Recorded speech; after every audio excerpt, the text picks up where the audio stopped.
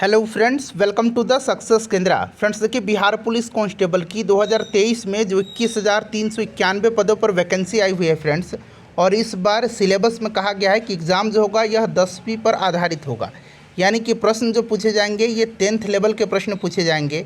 और आज इस वीडियो में हम लोग Bihar police previous year question paper, जो एग्ज़ाम आपका 10th पर आधारित हुआ था, उसके क्वेश्चन पेपर को हम लोग कवर करेंगे। बिहार पुलिस के लिए कंटिन्यू क्लासेस चलाए जा रहे हैं। चैनल पर अगर आप पहली बार विजिट कर रहे हैं तो चैनल को सब्सक्राइब कर लीजिए, और जो बेल आइकन है, घंटी का निशान है, उसको ज़रूर दबा लीजिएगा, ताकि जब भी बिहार पुलिस कांस्टेबल भर्ती 2023 से संबंधित कोई भी इंपॉर्टेंट वीडियो अपलोड किया जाए तो उसका नोटिफिकेशन सबसे पहले आपके पास पहुंच जाए। तो चलिए फ्रेंड्स, बिना देरी किए हुए सेशन आज के स्टार्ट करते हैं। पहले प्लीज़ वीडियो को लाइक कर दीजिए, और जब सेशन समाप्त होगा तो इसे कम से कम एक ग्रुप में ज़रूर शेयर कर दीजिएगा। पहला प्रश्न पढ़ेंगे कि बिहार में 1857 की क्रांति कहाँ से शुरू हुआ था। अब देखिए, ध्यान दीजिएगा, इसमें से राइट आंसर जो हो जाएगा आपका, इनमें से बिहार में में से कोई नहीं राइट आंसर होगा। लेकिन 1857 की क्रांति की जो शुरुआत है, उस समय झारखंड जो था बिहार में सम्मिलित था। और फ्रेंड्स, यह जो है देवघर जिला जो है, वहाँ पर जो रोहिणी गांव है, वहाँ से शुरू हुई थी।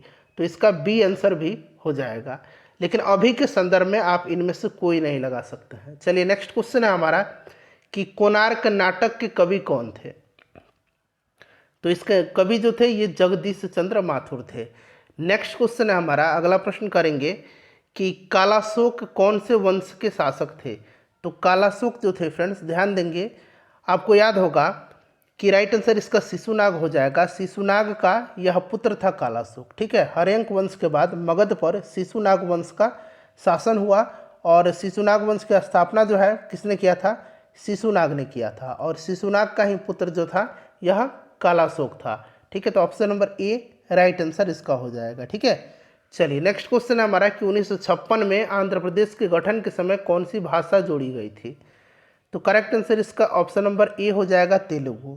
आंध्र प्रदेश भाषाई आधार पर बनने वाला पहला राज्य है, इसको भी आप जरूर ध्यान रखेंगे। और देखिए फ्रेंड्स, जो हमारी अनुसूची है, 8वीं अनुसूची हमारे संविधान की, उसमें जो है 22 भाषाओं का उल्लेख है, इसको भी आप निश्चित रूप से ध्यान रखेंगे। ठीक है, चलिए नेक्स्ट क्वेश्चन है हमारा कि जीन की खोज किसने की थी।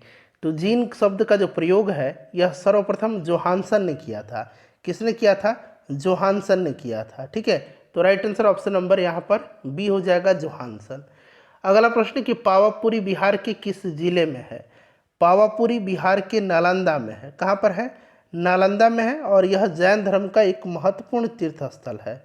तो राइट आंसर इसका क्या हो जाएगा यहाँ पर? देखिए, Nalanda option number B correct answer हो जाएगा। पावापुरी में वर्धमान महावीर ने अपना अंतिम उपदेश दिया था, और यहीं पर इनकी निर्वाण हुई थी, यानी कि मृत्यु हुई थी।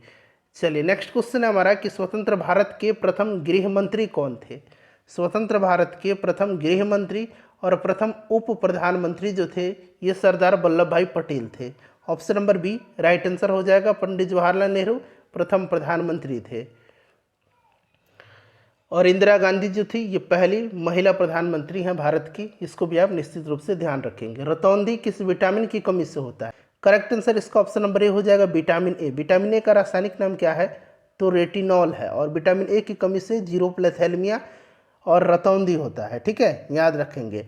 विटामिन बी की कमी से कौन सा रोग होता है? बेरी बेरी होता है। विटामिन सी की कमी से स्कर्वी होता है। ठीक है, विटामिन डी की कमी से रिकेट्स होता है।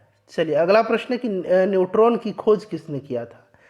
इसका आंसर आप मुझे कमेंट करके बताइए। बहुत ही सिंपल सा क्वेश्चन है, इसका आंसर आप मुझे कमेंट करके बताइए कि न्यूट्रॉन का खोज किसने किया था। नेक्स्ट है हमारा कि एक वाष्प इंजन ऊष्मीय ऊर्जा को किस में परिवर्तित करता है। तो देखिए, यह जो है यह यांत्रिक ऊर्जा में, ऊष्मीय ऊर्जा को यांत्रिक ऊर्जा में परिवर्तित करता है। नेक्स्ट क्वेश्चन है यहाँ पर देखिएगा, 11 नंबर प्रश्न है कि देखिए 11 नंबर प्रश्न का रहा है फ्रेंड्स, थोड़ा सा और जूम कर देता हूँ कि गुब्बारे में किस गैस का प्रयोग किया जाता है। गुब्बारे में किस गैस का प्रयोग किया जाता है। तो यह गैस जो है यह हीलियम है। Option number A right answer हो जाएगा, हीलियम यह गैस है। ठीक है, चलिए नेक्स्ट क्वेश्चन है, और हीलियम किस प्रकार का गैस है? तो यह एक अक्रिय गैस है, इसको भी आप ध्यान रखेंगे। अगला प्रश्न कि व्याकुल का संधि विच्छेद है, व्याकुल का संधि विच्छेद जो होगा इसमें से क्या होगा?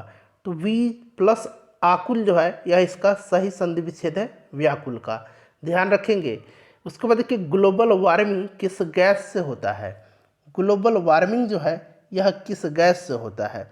तो इसमें से अगर हम बात करें तो यह आपका ग्लोबल वार्मिंग के लिए जो जिम्मेदार गैस है वो आपका इसमें से कार्बन डाइऑक्साइड हो जाएगा, ठीक है।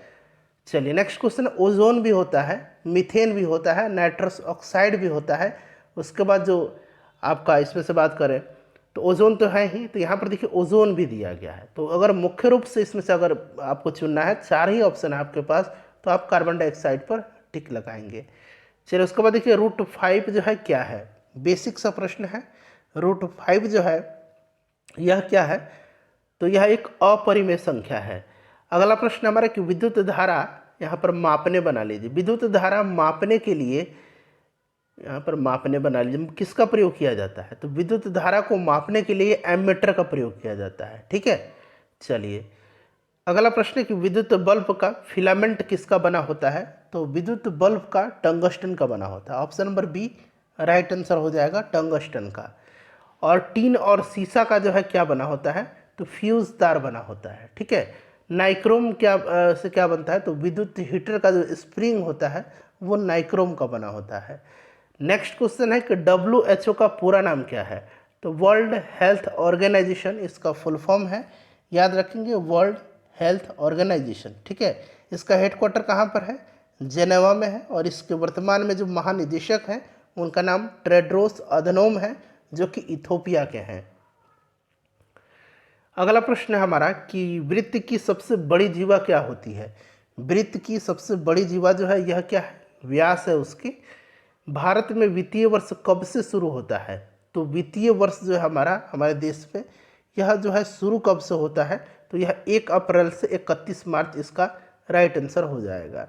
रिजर्व बैंक का मुख्यालय पूछा गया है, सिंपल सा क्वेश्चन है। रिजर्व बैंक की जो है स्थापना 1935 में हुई थी, राष्ट्रीयकरण 1949 में हुआ था। इसका हेडक्वार्टर मुंबई में है और वर्तमान में जो है शक्तिकांत दास रिजर्व बैंक के गवर्नर हैं। इसमें से पूछा गया है 21 में माध्य क्या है? तो सिंपल सा क्वेश्चन है, 1 2 3 4 5 है, माध्य 10 दिया गया है, तो x का मान है, तो माध्य 10 दिया गया है। 7 + 8 + 9 + 12 + x, टोटल कितने हैं? 1 2 3 4 5 है, बटा 5, और यहाँ पर माध्य 10 दिया गया है। तो आप यहाँ से x की वैल्यू इजीली निकाल सकते हैं। सबको जोड़िए, 8 7 15 9 9 5 14 24 हो गया, 24 12 36 + x हो जाएगा, बटा में 5 है, इधर 10 है, तो 36 + x = कितना हो जाएगा? क्रॉस मल्टीप्लिकेशन कर दीजिए तो ये 50 हो जाएगा, यानी कि x = 50 - 36 = 14 हो जाएगा। Right answer option number A हो जाएगा। मैथ का प्रश्न आप लोग खुद सोल्व करेंगे, ठीक है। चलिए नेक्स्ट क्वेश्चन है हमारा, अगला प्रश्न पढ़िए। देखिए पूछा गया है कि COOH में कार्यात्मक ग्रुप जो है फंक्शनल ग्रुप क्या है? तो इसमें से जो फंक्शनल ग्रुप है वह क्या हो जाएगा? तो ये आपका कार्बोक्सिलिक एसिड हो जाएगा, ठीक है। क्या है? कार्बोक्सिलिक एसिड है, याद रखेंगे। चलिए नेक्स्ट क्वेश्चन कर लेंगे कि वोट देने वाले मतदाताओं के लिए किस स्याही का प्रयोग किया जाता है? तो यह स्याही जो है यह सिल्वर नाइट्रेट होता है, यह पहले से ही आपको पता है, ठीक है। सिल्वर नाइट्रेट केमिकल युक्त स्याही। अगला प्रश्न है कि शक्ति का एसआई मात्रक क्या है? पावर का एसआई मात्रक पूछा गया है, तो शक्ति का एसआई मात्रक जो हो जाएगा यह वाट हो जाएगा, ठीक है। जूल जो है एनर्जी का है, न्यूटन जो है फोर्स का है, बल का है। सेम क्वेश्चन है यहाँ पर, देखिएगा मेरे ख्याल से उसी तरह का प्रश्न है, फिर इसमें से भी x का मान पूछा जाएगा, तो यहाँ से भी आप आंसर निकाल लेंगे। अभी मैंने बताया 14 हो जाएगा। इसमें से तरल तत्व जो है कौन सा है? तरल तत्व इसमें से पूछा गया है, तरल तत्व जो है ये आपका कौन सा है? तो तरल तत्व जो होगा ये आपका पारा हो जाएगा, Hg इसका सिंबल होता है, ठीक है। चलिए एक व्यक्ति यहाँ पर 10,000 रुपये 5% साधारण ब्याज की दर से ब्याज पर किसी व्यक्ति से लेता है, तो 3 साल के बाद उसे कितना धन चुकाना पड़ेगा? साधारण ब्याज का फॉर्मूला आपको पता है, P × R × T ठीक है, P into R into T बटा 100 यहाँ पर पुट करिए, ब्याज निकल जाएगा और ब्याज को मूलधन में आप यहाँ पर जोड़ देंगे 10,000 में, तो वो उतना रुपया चुकाएगा। तो 11,500 रुपया यह आदमी चुकाएगा। अगला प्रश्न है कि मानव के हृदय में कितने वैश्म पाए जाते हैं, कितने कोष्ठ होते हैं, कितने चैम्बर होते हैं? तो 4 होता है। Option number A right answer हो जाएगा। सलीवा यानी कि जो लार है किसके पाचन में सहायक होता है? तो हमारा लार जो है यह सहायक किसके होता है? तो ग्लूकोज या शर्करा मीठा, option number A correct answer हो जाएगा। ठीक है, स्टार्च के पाचन में सहायक होता है।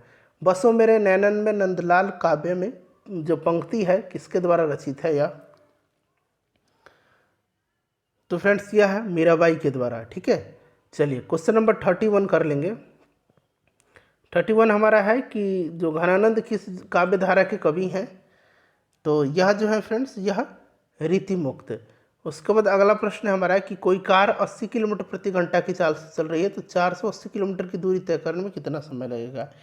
तो समय बराबर क्या होगा? दूरी बटा चाल हो जाएगा। दूरी दिया गया है यहाँ पर 480 किलोमीटर और दूरी बटा चाल, तो चाल दिया गया है 80। यहाँ पर 0 से 0 8 छक्के 48 यानी कि 6 घंटा इसका राइट आंसर हो जाएगा। ग्लूकोज का सूत्र पूछा गया है, तो C6H12O6 जो है यह ग्लूकोज का फॉर्मूला है। ग्लूकोज में कौन कौन सा एलिमेंट है, तत्व है? तो कार्बन, हाइड्रोजन और ऑक्सीजन है, याद रखना आपको। ठीक है, चलिए काल तुझसे होड़ है मेरी कविता के लेखक कौन है? तो इसके लेखक जो है यह शमशेर बहादुर सिंह है, शमशेर बहादुर सिंह। नेक्स्ट क्वेश्चन है कि बच्चा को जन्म लेने के बाद कौन सा टीका लगाया जाता है? तो जन्म के 24 घंटे के भीतर बच्चों में हेपेटाइटिस बी का टीका लगाया जाता है। ठीक है, तो हेपेटाइटिस बी राइट आंसर हो जाएगा। उसके बाद क्या डेयरी फार्म में किसका उत्पादन होता है? तो डेयरी में दूध का उत्पादन होगा, option number C correct answer हो जाएगा। ठीक है, 5 के प्रथम 8 गुणजों का योगफल क्या होगा? 5 के प्रथम 8 गुणज हैं, तो 8 पचे 40 यानी कि 40 तक को जोड़ देना है और वहीं तो आपको निकालना है। तो राइट आंसर इसका क्या हो जाएगा? 180 हो जाएगा। जिसमें वस्तु का केवल एक विक्रेता होता है, ऐसे बाजार की स्थिति को क्या कहते हैं? तो फ्रेंड्स इसको कहा जाता है, इसमें से कौन सा हो जाएगा? करेक्ट आंसर जो होगा आपका ऑप्शन नंबर एकाधिकार हो जाएगा। ठीक है, एकाधिकार हो जाएगा। चलिए एकाधिकार, मोनोपोली कहेंगे अंग्रेजी में। नेक्स्ट क्वेश्चन है विद्युत चुंबक बनाया जाता है, विद्युत चुंबक जो है यह बनाया जाता है, तो विद्युत चुंबक जो है यह बनाया जाता है नरम लोहे से। उसके बाद देखिए निम्नलिखित में से कौन सा एक लुप्तप्राय औषधि पादप है? लुप्तप्राय औषधि पादप जो है ये इसबगोल है, इसबगोल है। ध्यान रखेंगे इसबगोल जो होता है इसके बीज का छिलका कब्ज, अतिसार, इन सब के जो है रोग में आयुर्वेदिक औषधि के रूप में प्रयोग किया जाता है इसका। और इसबगोल जो है यह एक झाड़ीनुमा पौधा है। नेक्स्ट क्वेश्चन हमारा कि ऊष्मागतिकी का प्रथम नियम जिस संरक्षण नियम के ऊपर आधारित है वह नियम कौन सा है? तो देखिए ऊर्जा संरक्षण का जो नियम है यहाँ पर प्रथम नियम कहा गया है, तो यह जो है जिस पर आधारित है वह आपका ऊर्जा का नियम हो जाएगा। ऑप्शन नंबर ए हो जाएगा करेक्ट आंसर। ठीक है, चलिए ऊर्जा संरक्षण का ऊष्मागतिकी का प्रथम नियम वास्तविक रूप में ऊर्जा संरक्षण का नियम है। नेक्स्ट क्वेश्चन है यहाँ पर देखिए इक्वेशन दिया गया है और कह रहा है कि इसमें कि मूल समान हो तो निम्नलिखित में से कौन सा सत्य होगा? अब यहाँ पर देखिएगा बाकी ऑप्शन यहाँ पर दिए गए हैं। अब इसमें से मूल जो है समान है, तो बहुत ही सिंपल सा है, आपको पता होना चाहिए कि बी स्क्वायर इक्वल टू कितना हो जाएगा? 4ac हो जाएगा। यहाँ पर कह रहा है कि मूल समान हो, तो समान मूल के लिए d इक्वल टू 0 हो जाएगा। B square minus 4ac equal to अब 0, तो यहाँ पर क्या हो जाएगा? बी स्क्वायर इक्वल टू इधर ये चाहेगा तो प्लस आपका 4ac हो जाएगा। Option number C. देखिए यदि p और q विषम संख्या है तो विषम में कौन सी संख्या सम है? बताइए।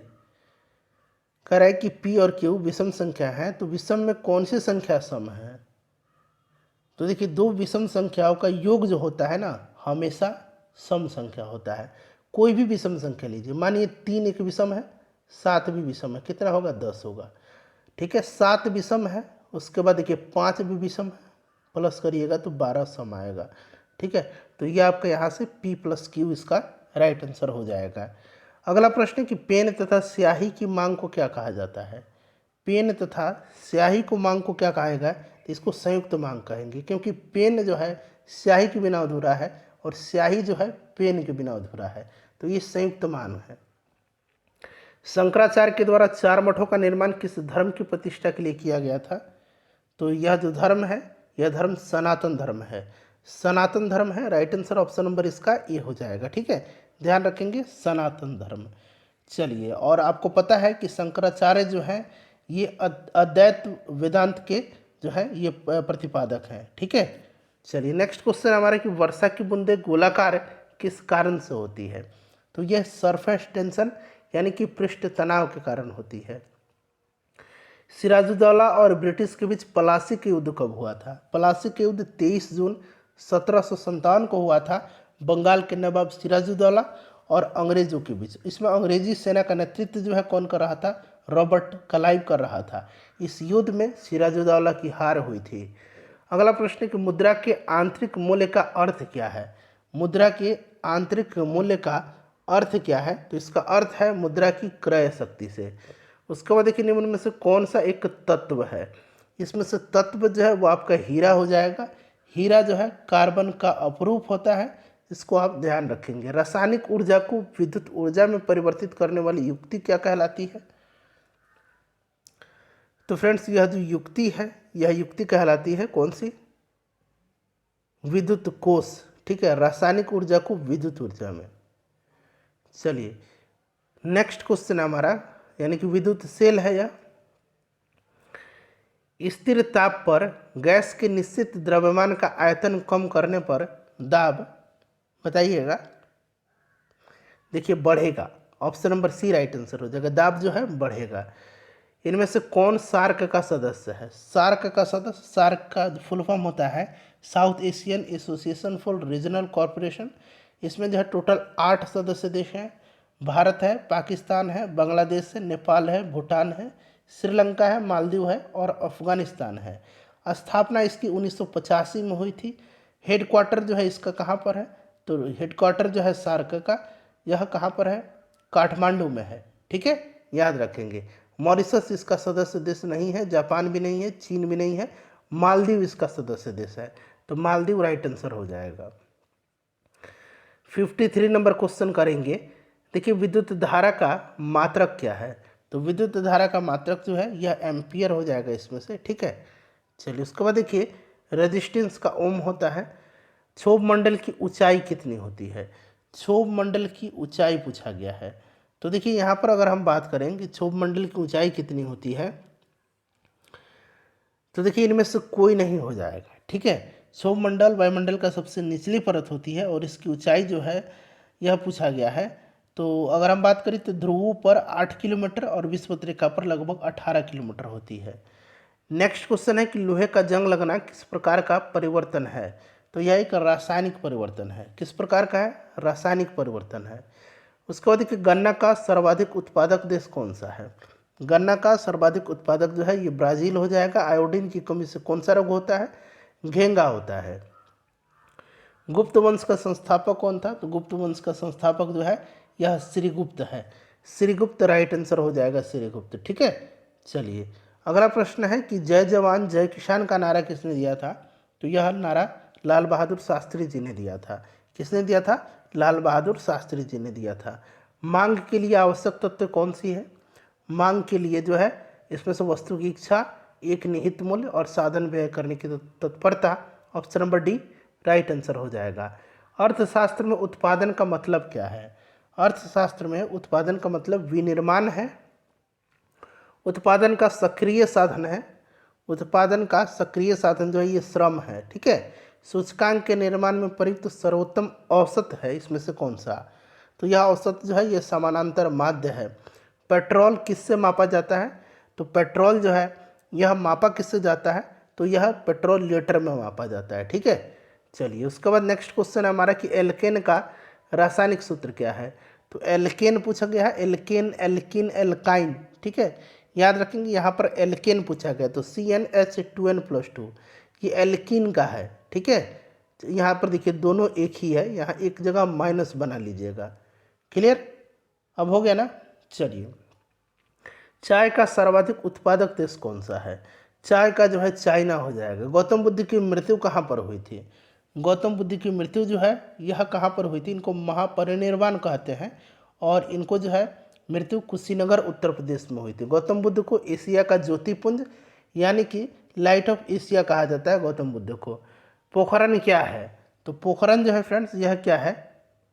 तो राजस्थान में है पोखरन। ठीक है, तो करेक्ट आंसर इसका क्या होगा? ऑप्शन नंबर ए हो जाएगा।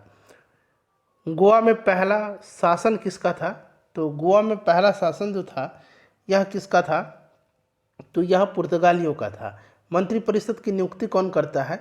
तो मंत्रिपरिषद की नियुक्ति जो है यह राष्ट्रपति करते हैं। Option number B correct answer हो जाएगा। और मंत्रिपरिषद सामूहिक रूप से लोकसभा के प्रति उत्तरदायी होता है। और व्यक्तिगत रूप से पूछेगा तो मंत्री किसके प्रति उत्तरदायी होते हैं? तो व्यक्तिगत रूप से मंत्री राष्ट्रपति के प्रति उत्तरदायी होते हैं। He is good in both studies and games, वाक्य का सही हिंदी रूपांतरण क्या होगा? तो इसका सही हिंदी रूपांतरण जो होगा वह क्या है कि पढ़ाई और खेल दोनों में अच्छा है। तो option number D right answer हो जाएगा। किसी कार्य को करने का संकल्प करना, मुहावरे का अर्थ क्या है? तो इसका मतलब है क्या बताइए? दृढ़ निश्चय करना। ठीक है, चलिए उसके बाद नेक्स्ट क्वेश्चन है हमारा कि जो बहुत कुछ जानता हो उसके लिए एक शब्द आपको बताना है। जो बहुत कुछ जानता हो उसके लिए एक शब्द है बहुश्रुत। ठीक है, बढ़िया। चलिए आगे प्रश्न है हमारा कि जिसको प्राप्त करना बहुत कठिन हो उसको क्या कहेंगे? तो फ्रेंड्स उसको कहेंगे दुर्लभ। नेक्स्ट क्वेश्चन है कि किसी देश में मुद्रास्फीति की स्थिति में निम्नलिखित में से कौन सा कथन सही यहाँ पर नहीं है? बताइए, नहीं पूछा गया है तो पूंजी का अवमूल्यन होगा। Option number C correct answer हो जाएगा। मुद्रास्फीति की वह अवस्था है जब वस्तुओं की उपलब्ध मात्रा की तुलना में मुद्रा की साख क्या होती है? अत्यधिक मात्रा में वृद्धि होती है। चलिए उसके बाद नेक्स्ट क्वेश्चन कर लेंगे। क्वेश्चन नंबर 76 यहाँ पर है। देखिए कि राष्ट्रीय आय क्या है? राष्ट्रीय आय क्या है? तो इसका मतलब होता है कि अर्थव्यवस्था में पूरे एक वर्ष के दौरान उत्पादित अंतिम वस्तुओं एवं सेवाओं के शुद्ध मूल्य का योग होता है। इसमें विदेशियों से अर्जित शुद्ध आय को भी शामिल किया गया है। इसको भी आप ध्यान रखेंगे। करेक्ट आंसर यहाँ पर देखिए, यह एक वर्ष में किसी देश में उत्पादित सभी वस्तुओं तथा सेवाओं का धन्य मूल्य है। शुद्ध राष्ट्रीय उत्पाद का मूल्यांकन कैसे किया जाता है? शुद्ध राष्ट्रीय उत्पाद का अगर बात करें नेट नेशनल प्रोडक्ट NNP का जो है मूल्यांकन कैसे किया जाता है? तो NNP बराबर होता है GNP, यहाँ मैं लिखता हूँ GNP माइनस मूल्य ह्रास। ठीक है, तो यहाँ पर देखिए राइट आंसर इसमें से क्या हो जाएगा? Correct answer NNP GNP minus मूल्य ह्रास। उसके बाद देखिए भारतीय संविधान पूर्णतः किस तिथि से लागू हुआ था? ठीक है, पूर्णतः 26 जनवरी 1950 से। कुछ अनुच्छेदों के साथ इसको अंगीकृत किया गया था 26 बताइए नवंबर 1949 को, लेकिन यह पूर्ण रूप से अगर बात करें तो 26 जनवरी 1950 को जो है हमारा संविधान जो है यह लागू हो गया था। चलिए अगला प्रश्न है हमारा कि भारत की संसद में कितने सदन हैं? तो ऑब्वियसली 2 सदन है, एक है उच्च सदन और एक ही निम्न सदन। उच्च सदन राज्यसभा है और निम्न सदन लोकसभा है। भारत की संसद बनती किससे है? तो भारत के राष्ट्रपति से, ठीक है, राज्यसभा से और लोकसभा से मिल करके। चलिए किसी काल या युग में पत्थर के औजार सबसे अधिक पाए गए थे? तो सबसे अधिक पाए गए थे ये पुरापाषाण काल में। पुर्तगालियों द्वारा कालीकट से ले जाए जाने वाले कालीकट के सूती कपड़े यूरोप में आमतौर पर क्या कहलाते थे? तो फ्रेंड्स इनको क्या कहा जाता था? इनको कैलिको कहा जाता था। 8 ग्रहों में बुध सूर्य से कौन से स्थान पर स्थित है? तो बुध जो है पहले नंबर पर है। सूर्य से बुध पहले नंबर पर है, याद रखेंगे। राइट आंसर इसका क्या हो जाएगा? पहला करेक्ट आंसर हो जाएगा। ठीक है, चलिए आगे बढ़ेंगे। 82 का option number A correct answer हो जाएगा। बुध के बाद शुक्र है, ठीक है, बुध शुक्र पृथ्वी मंगल, याद रखेंगे। देखिए कर्क रेखा तथा मकर रेखा के बीच का क्षेत्र कौन सा है इसमें से? बताइए। तो फ्रेंड्स यह जो है कर्क रेखा और मकर रेखा के बीच का क्षेत्र, यह जो है टॉरिड जोन कहलाता है, यानी कि उष्ण कटिबंध कहलाता है। नेक्स्ट क्वेश्चन हमारा कि निम्नलिखित में से कौन सी जड़ें नहीं खाई जाती हैं? तो option number D right answer हो जाएगा गेहूँ। ठीक है, चलिए उसके बाद 84 नंबर के बाद 85 नंबर है हमारा कि कौन से विटामिन की कमी के कारण जो है रक्त का थक्का नहीं बनता है? तो विटामिन के इसका राइट आंसर हो जाएगा। मानव की पसलियाँ किसके साथ जुड़ी होती हैं? तो पसली जो जुड़ी होती है ये स्टर्नम के साथ जुड़ी होती है। ठीक है, स्टर्नम के साथ जुड़ी होती है। नेक्स्ट क्वेश्चन है हमारा कि प्रतिरोध का व्युत्क्रम चालकता है, यदि प्रतिरोध की इकाई ओम है तो चालकता की इकाई क्या होगी? सिंपल सा क्वेश्चन है, करेक्ट आंसर बताना है आपको। करेक्ट आंसर जो होगा यह आपका इसमें से कौन सा हो जाएगा? तो ओम इनवर्स हो जाएगा। चलिए देखिए, न्यूनतम कार्य उस समय होगा जब पिंड को, तो बताइए राइट आंसर क्या होगा? करेक्ट आंसर जो होगा फ्रेंड्स इसमें से वो आपका ऑप्शन नंबर बी हो जाएगा, ऊर्ध्वाधर रूप से ऊपर उठाया जाए। ठीक है, ऊर्ध्वाधर रूप से ऊपर उठाया जाता है तो उसके द्वारा किया गया कार्य न्यूनतम होगा। ठीक है, चलिए उसके बाद नेक्स्ट क्वेश्चन है कि वेबसाइट का पहला पृष्ठ क्या कहलाता है? वेबसाइट का पहला पृष्ठ जो है ये होम पेज कहलाता है। होम पेज राइट आंसर होगा। जब सोडियम फ्लोरीन के साथ अभिक्रिया करता है तो क्या होगा? सोडियम फ्लोरीन के साथ जब अभिक्रिया करेगा तो यहाँ पर पूरा ऑप्शन देख लीजिएगा, निर्मित होने वाला यौगिक पिघली हुई अवस्था में विद्युत का एक सुचालक होगा। एक पारद मिश्रण का अनिवार्य घटक क्या है? तो इसका अनिवार्य घटक जो है यह इसमें से पारा होगा। अगला प्रश्न है कि हरित गैसों का पृथ्वी का वायुमंडल के औसत ताप पर क्या प्रभाव होता है? तो हरित गैसें पृथ्वी के वायुमंडल में औसत ताप को बढ़ाती हैं, तो यहाँ पर देखिए बढ़ता है।